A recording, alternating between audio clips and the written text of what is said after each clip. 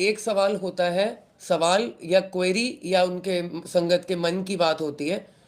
जो पहली ये होती है कि जिसमें कमेंट में लिखा होता है कि काश मैं गुरुजी से पहले जुड़ी होती जब गुरुजी थे। ये बहुत सारी संगत कमेंट में ये बात लिखते हैं और ये मानते भी होंगे, वो तभी लिखते हैं। जब हम ये कहते हैं कि मैं गुरुजी से पहले जुड़ा होता या जुड़ी होती जब वो फिजिकली थे, तो हम लोग जाने अनजाने में अपने गुरु का अपमान कर रहे हैं, उनको सम्मान नहीं दे रहे। उनको हम बिल्कुल सम्मान नहीं दे रहे हैं। हमसे गलती हो रही है बहुत बड़ी। अगर हम ये बात बोल रहे हैं कि मैं गुरुजी से काश पहले मिली होती, तो इसका तो सीधा सीधा एक ही मतलब होता है। इसका क्या मतलब होता है आप बताइए? सीधा मतलब क्या हुआ इसका? आप कमेंट करके बताइए। इसका एक ही मतलब है कि हमारा विश्वास है, पक्का विश्वास है कि वो है नहीं। हमारा ये संपूर्ण विश्वास है कि वो नहीं है। 2007 में गुरुजी चले गए, तभी आज हम 2022 में ये बात बोल रहे हैं कि, और रो रो के बोलती है संगत, बहुत रो के बोलते हैं, सत्संग में भी बोलते हैं कि काश मैं मिली होती पहले गुरुजी से। इसका मतलब आपको गुरुजी पर यह विश्वास ही नहीं है कि गुरुजी आज भी हैं। मुझे पता है कि अनजाने में ये बात बोली जाती है, नहीं समझ के, किसी को नहीं ये चीज़ की समझ है, इसलिए बोला जा रहा है ये। आई होप आज के बाद शायद आप ये बात ना बोलें। अगर आपका विश्वास है कि वो हैं। अच्छा, मैं आपको एक और बात बताऊं। जिस रिलीजन को आप फॉलो करते हैं, चाहे हिंदू रिलीजन हो या सिख रिलीजन हो, ज़्यादा संगत हिंदू रिलीजन या सिख रिलीजन से है, तो जिस आप रिलीजन को फॉलो करते हैं वहाँ पे तो पुनर्जन्म की व्यवस्था है। तो अगर आपका विश्वास है कि पुनर्जन्म होता है, अगर आपका ये विश्वास है, एंड आई नो कि होगा ही, 99% संगत का होगा। अगर आपका ये विश्वास है कि पुनर्जन्म होता है, तो क्या हम तब नहीं थे जब कृष्ण थे, या तब हम तब नहीं थे जब राम थे? मैं तब भी था जब वो थे। ठीक है, मैं तब भी था जब वो थे, कृष्ण थे। मैं तब भी था जब वो राम थे। मैं हर समय था, और वो भी हर समय थे, हर समय हैं और हर समय रहेंगे। तो क्या हमने कृष्ण को देखा था? हाँ देखा था। क्या हमने राम को देखा था? हाँ देखा था। क्या हमने उनको पहचाना था? नहीं पहचाना था। अब एक बात आप नोट करिए, जो मैं बोल रहा हूं उसको नोट करिएगा। 5-10 जिनको आप सो कॉल्ड ओल्ड संगत बोलते हैं, I don't call anyone old and new sangat, मेरे लिए सब बराबर है, क्योंकि as per Guruji there is no old sangat and new sangat. बस इतना बता सकते हैं कि हम गुरुजी से कब जुड़े, बस दैट इज इट। तो जिनको आप ओल्ड संगत बोलते हैं, एक बार उनसे इतना पूछिएगा, अगर अभी है उनमें से कोई संगत जो गुरुजी को जिन्होंने देखा है, तो एक बार उनसे बस इतना पूछेगा कि जब आप गुरुजी से मिले थे तो क्या आपने गुरुजी को भगवान माना था? तो मैं आपको ये गारंटी दे देता हूं, गारंटी दे देता हूं, 101% गारंटी। आज हो सकता है एक आध कोई बोल दे कि माना था, लेकिन उस समय 10 आउट ऑफ 10 ने ये माना होगा कि ये महापुरुष हैं, या ये पहुंचे हुए हैं, या ये आशीर्वाद देते हैं, बस उतना।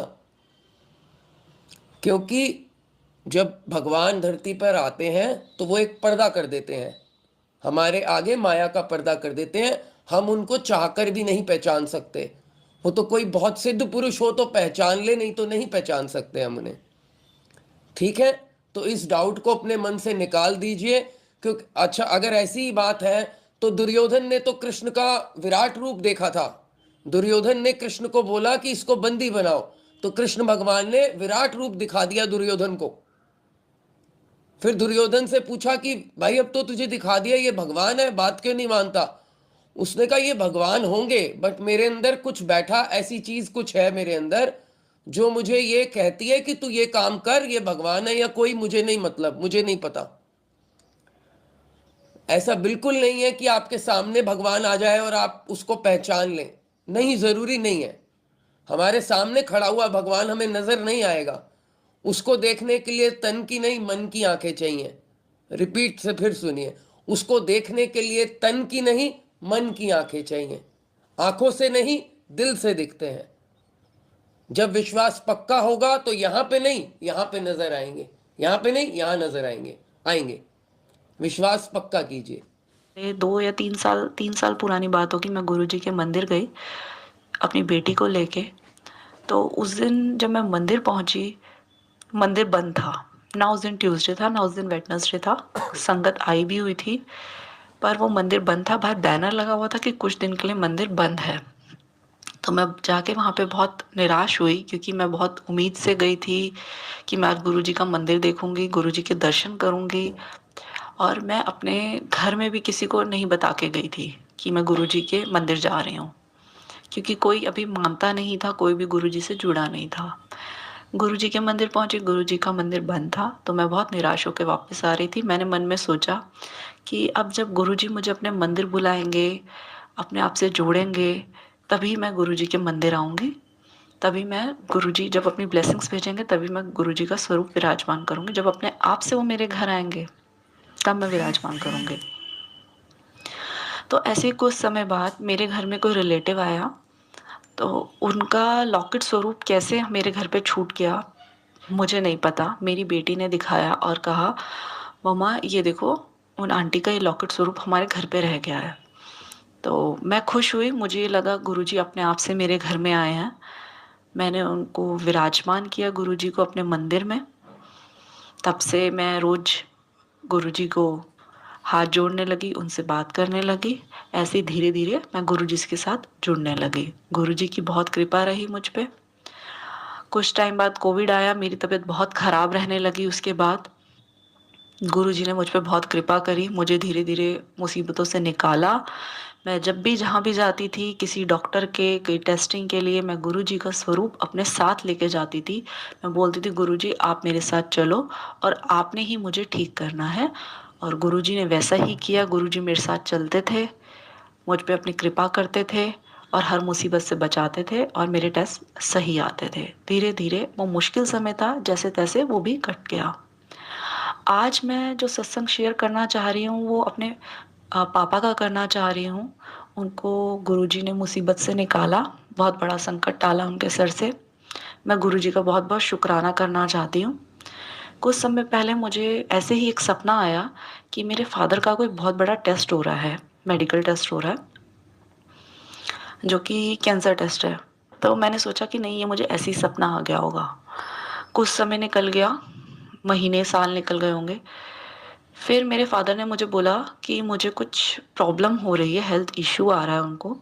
तो हमने उनको बोला चलो आप टेस्ट वगैरह कराओ। तो उन्होंने टेस्ट कराया, तो माइनर सी प्रॉब्लम निकली। हमने कहा ठीक है, कोई बात नहीं। उसके बाद आगे टेस्ट कराया, फिर प्रॉब्लम आई थोड़ी सी, कोई बात नहीं। फिर एक दिन मैं गुरुजी के मंदिर से आ रही थी, आते हुए मैं सत्संग सुनती हुई आ रही थी, और मैंने एक सत्संग सुना जिसमें एक लेडी अपना सत्संग शेयर कर रही थी, अपने फादर का ही।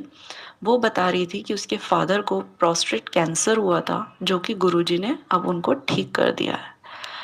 मैं उस समय मंदिर से आ रही थी और मैं बहुत घबरा गई, बहुत घबरा गई, क्योंकि मेरे फादर को भी प्रोस्टेट रिलेटेड प्रॉब्लम चल रही थी। मैं बहुत घबरा गई कि अब क्या होगा। ये गुरुजी ने मुझे कोई साइन दिया है कि ऐसी मुसीबत मेरे फादर पे आने वाली है शायद। उसी दिन मेरे फादर का एक टेस्ट था, जो सही नहीं आया, जो ठीक नहीं आई, जिसकी रिपोर्ट।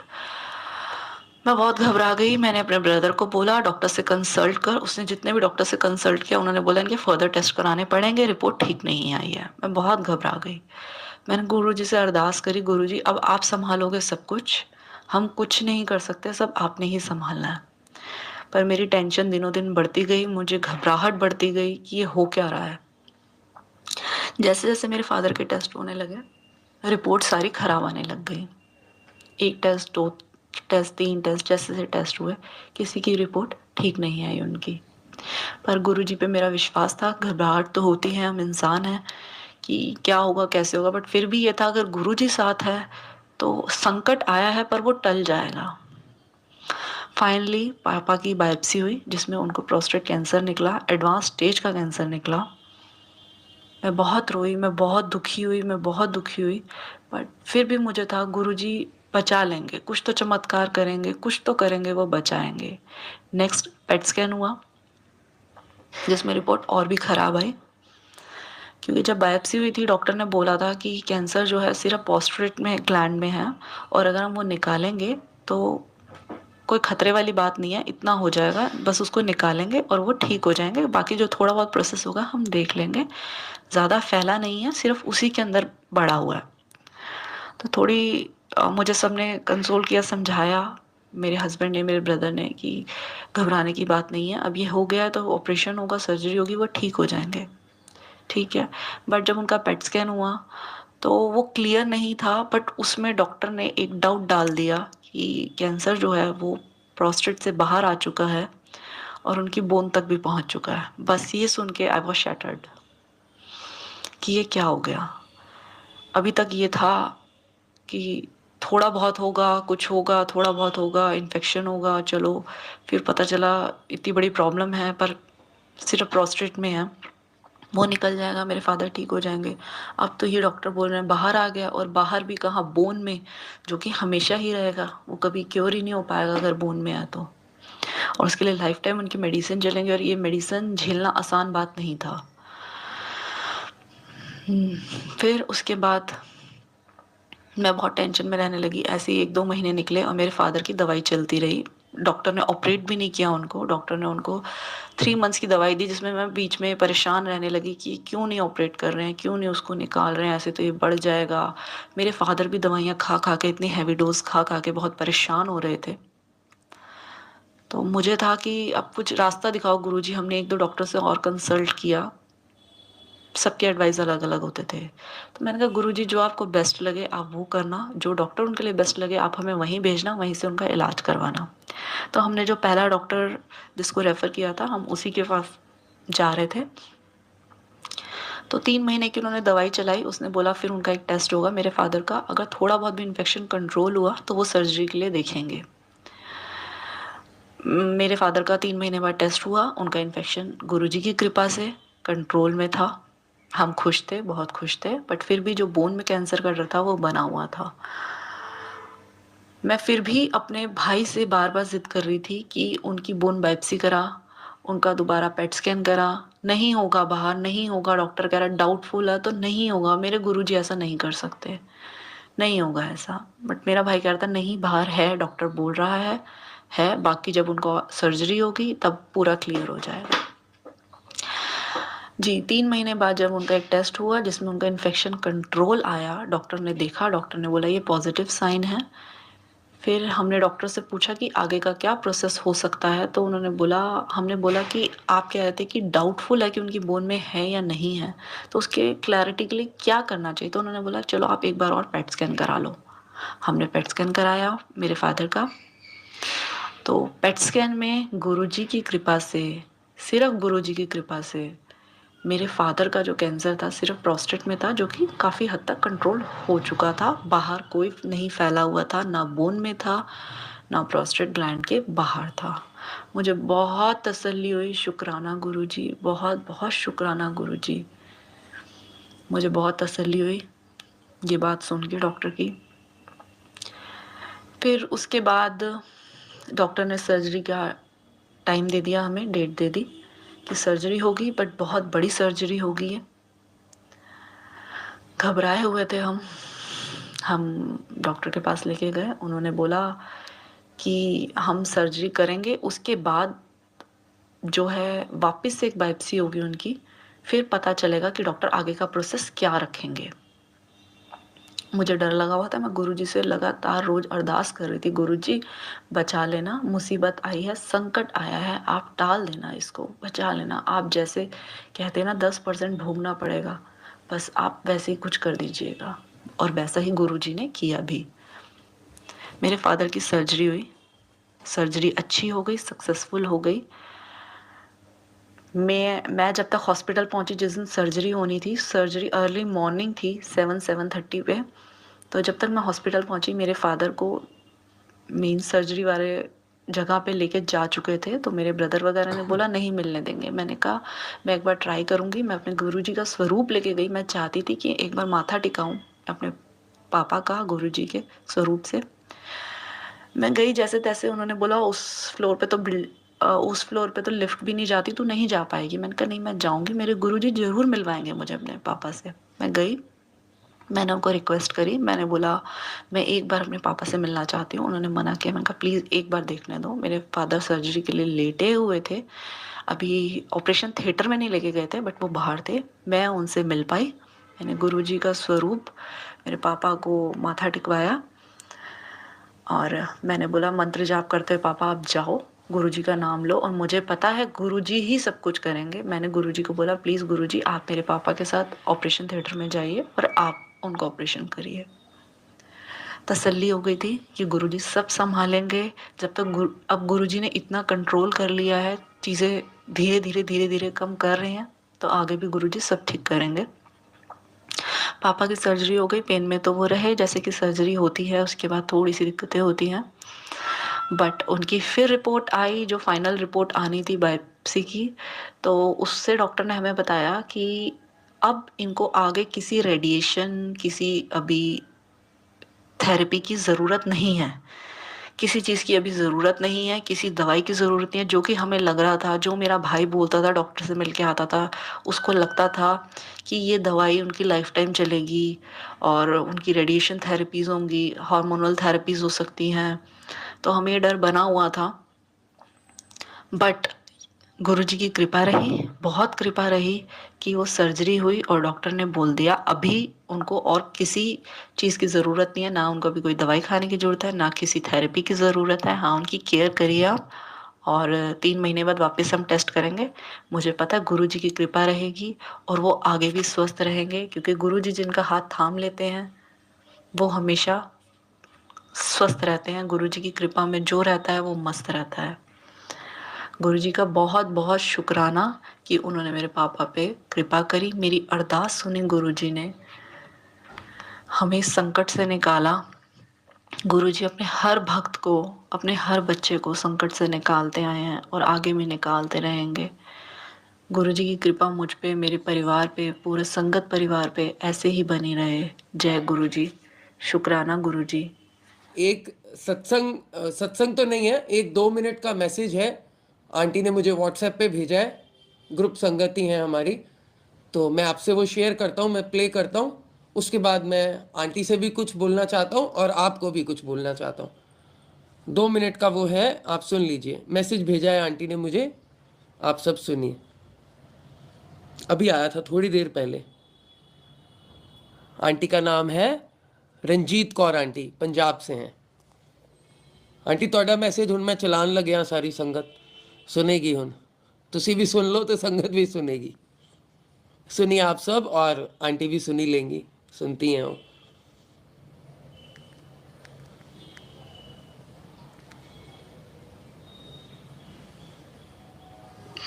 थैंक यू नित्य अंकल, जो भी आप कर रहे हैं बहुत अच्छा कर रहे हैं, सेवा कर रहे हैं, संगत की सेवा कर रहे हैं, तो बहुत अच्छा लगता है हमें।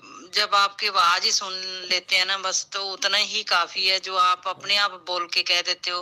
हम डरते उस पे व्हाट्सएप पे तो फोन ही नहीं करते कि आपने मना करा है कि नहीं। आपका कहना और गुरुजी का कहना वो चीज हुक्म मानना चाहिए।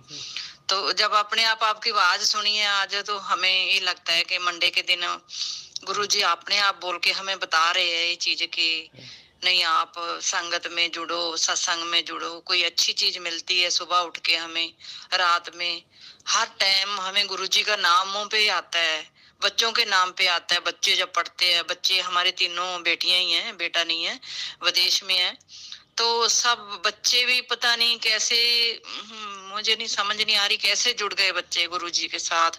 और उनके पास सबसे बड़ी बात है, ऑस्ट्रेलिया तो मैंने भेज दिए, कनाडा में उनके पास गुरुजी के स्वरूप भी नहीं है, पर वो इसमें निकाल के इसी से तो सब भोग लगाते हैं, सब चीज है, गुरुजी के दर्शन हो रहे हैं।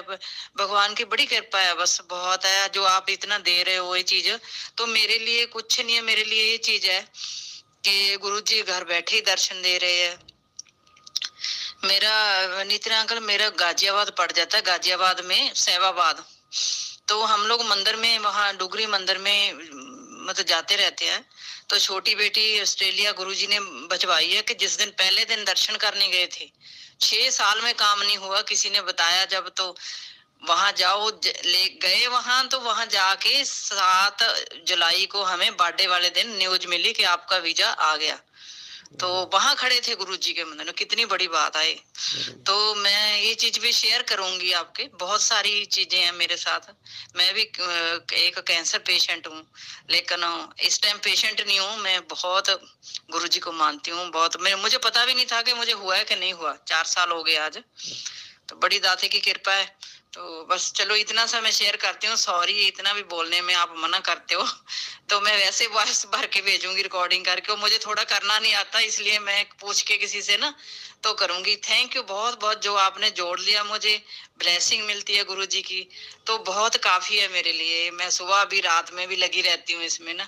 थैंक यू बहुत बहुत। भगवान आपकी लंबी उम्र करे, परिवार की भी, सबकी, और गुरुजी का आशीर्वाद आपके ऊपर हमेशा बना रहे।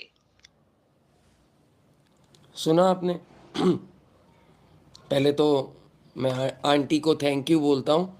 आंटी आपने इतना तारीफ़ करी, बहुत अच्छी बात है।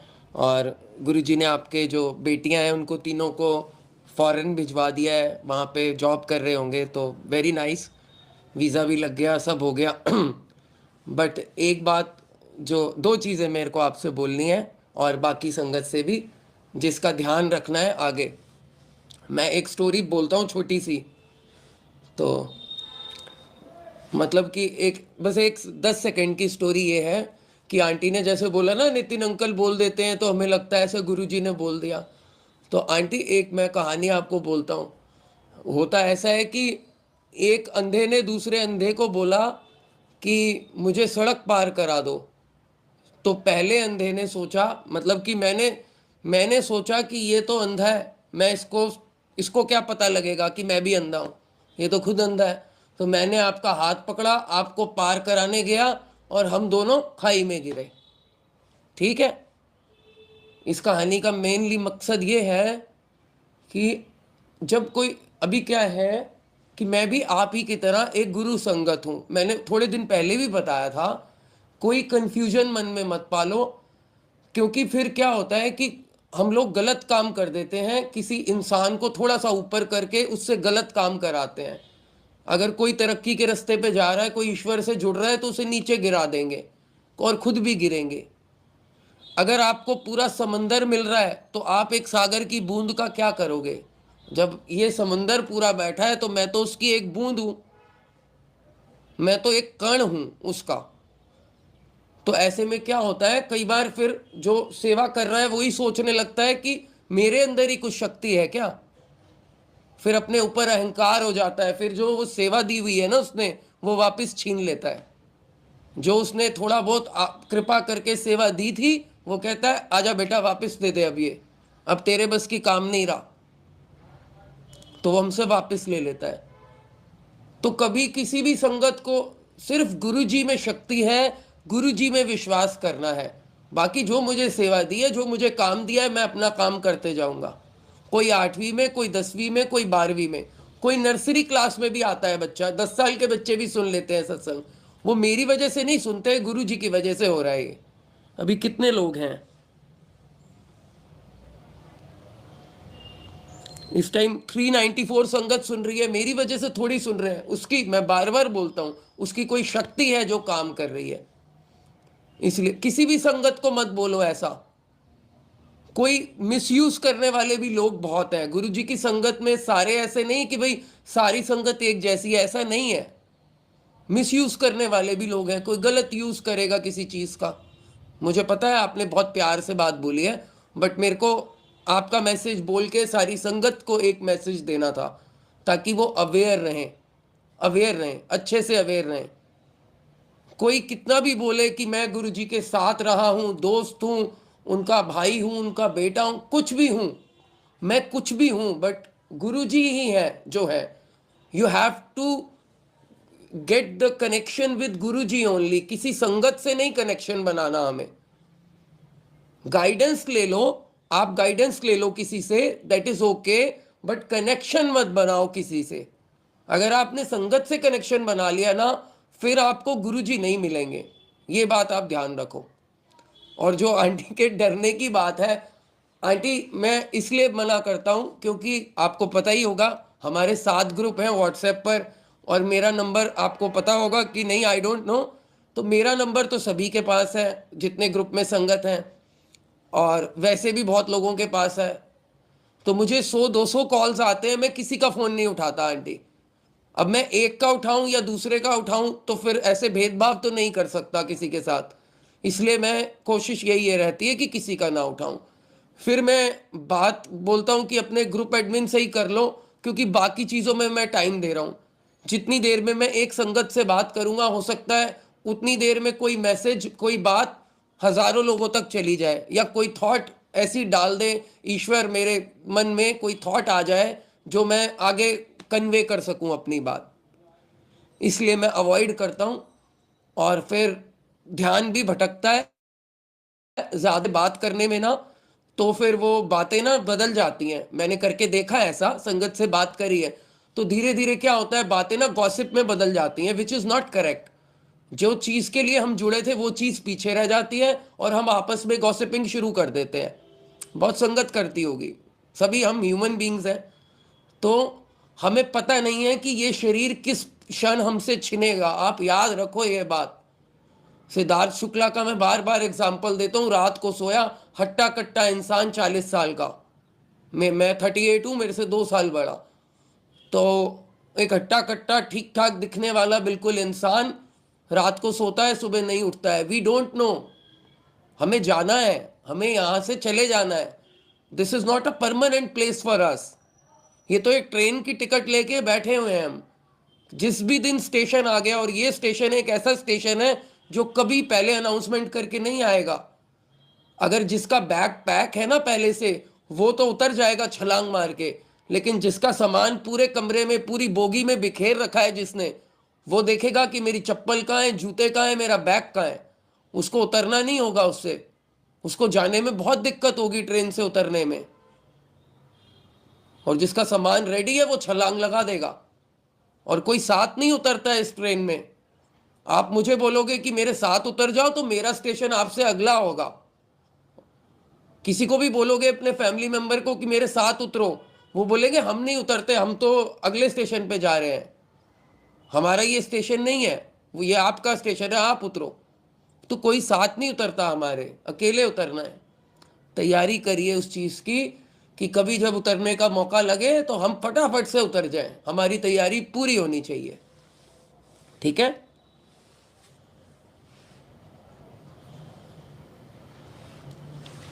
कैसा लगा आपको आज का सत्संग?